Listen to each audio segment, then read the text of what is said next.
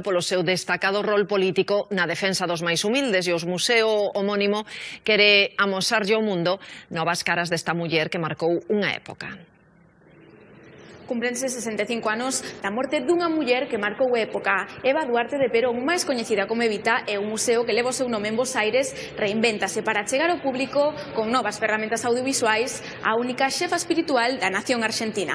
4 novas salas renden honores á muller que pasou a historia como a bandeirada dos humildes. A xoia da coroa neste novo guión museolóxico son os 7 manequíns literalmente esculpidos a imaxe e semellanza de Evita, onde os visitantes haberán sorrir ou parpadear de novo. Se hace un face mapping, una proyección en la cara de cada uno de los maniquíes, que es una reconstrucción de distintos rasgos de fotos de Eva, al que se le ha hecho una moi sutil animación. Unha proposta con maior dinamismo visual para reflectir a evolución do seu estilo e liderado ao longo dunha curta vida pública. Só 7 anos nos que Eva Perón logrou converterse nun referente internacional nun tempo onde as primeiras damas non tiñan un rol político. Queremos trascender un poco esas versiones edulcoradas que se fueron reproduciendo con el musical y demás y volver a captar a esa Evita política que sigue diciendo y mucho. Hoxe é toda unha icona pop universal. A súa imaxe e discursos están vixentes para as novas xeracións, algo que o museo retrata precisamente en Evita Inmortal.